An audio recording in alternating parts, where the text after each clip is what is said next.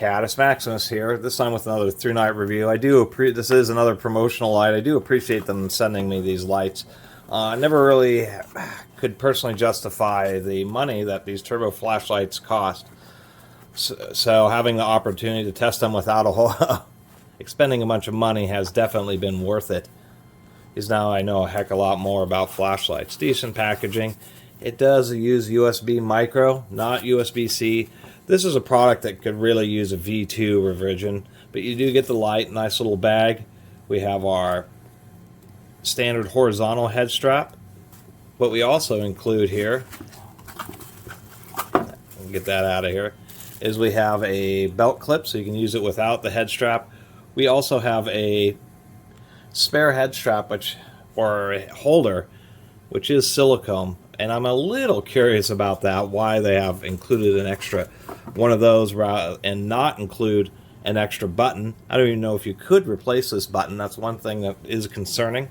They do include a couple extra covers, some extra O-rings. I guess that's about it. Let me clean this up. They do have another coupon here if you subscribe to their channel, I assume publicly, that they'll send you, it's a free flashlight, but you still have to pay for shipping, so not totally free. They do have this warranty extension thing. They say after August 20th, 2020, and I wonder if they did some kind of revision after that. But, you know, they want you to register, but they'll give you another year on the warranty. Not really a big deal. You know if the thing's going to be reliable within 2 years, which is a decent warranty. All right, got that cleaned up. Just trying to get through the information pretty quickly here. I think they could have made this silicone thing a little tighter. It's just a little bit easy for it to get bumped around and moved.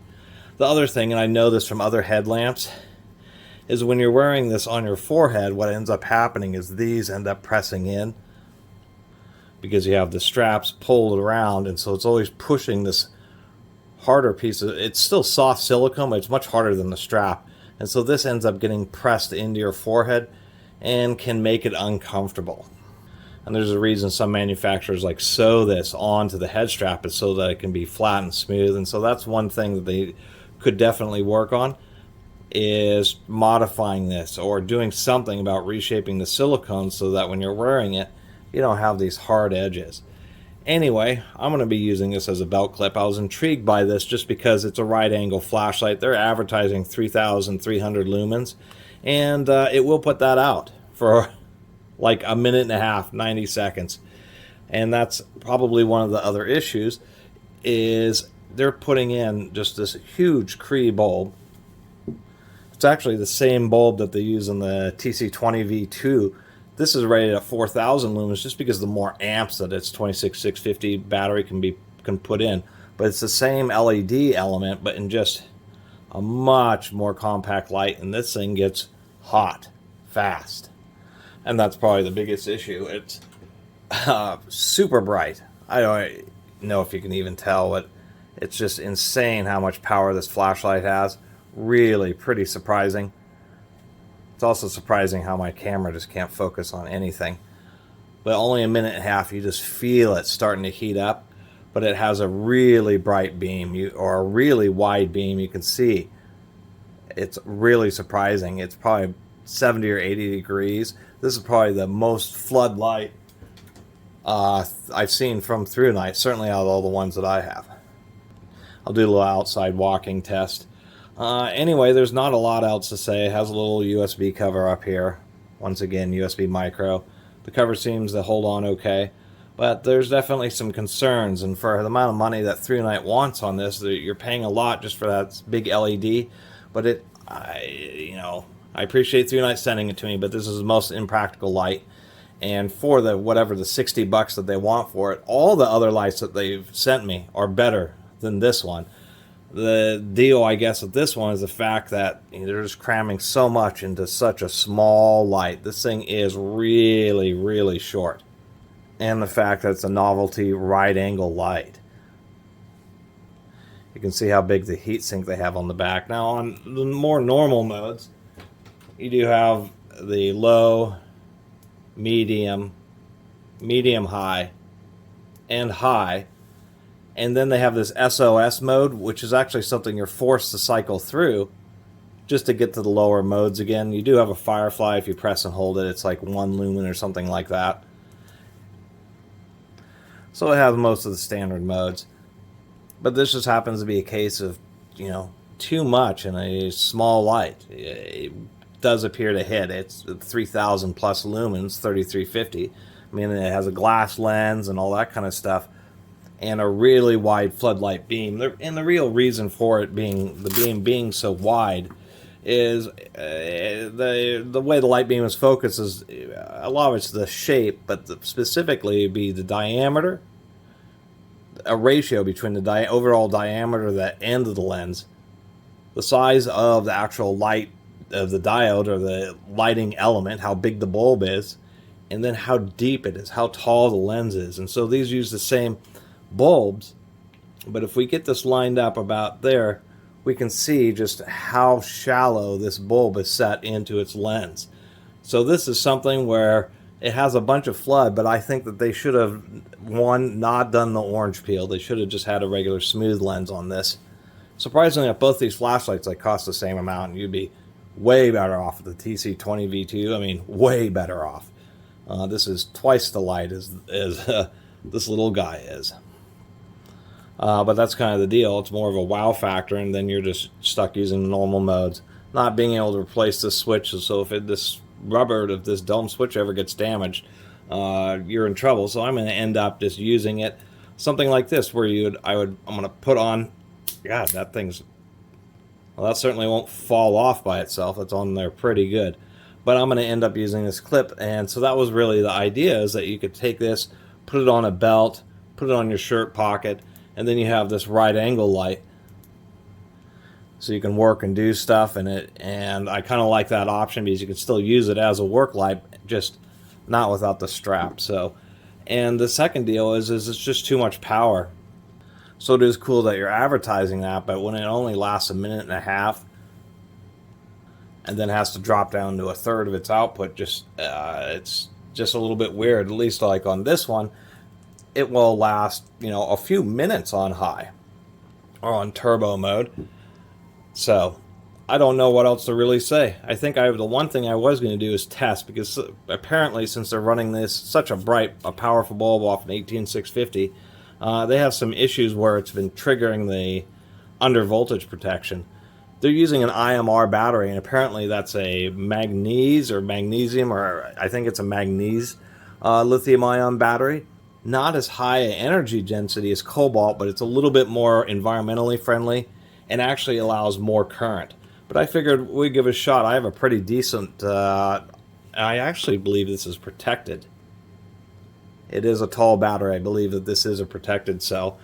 I should say that the low voltage on these lights is 2.75 volts, and I've read some reviews about damaged batteries, and really they should be cutting off the voltage a little bit higher than 2.75 if you want to maximize the battery life. Basically, when this thing starts flashing red, you want to stop using it and charge the battery to maximize battery life.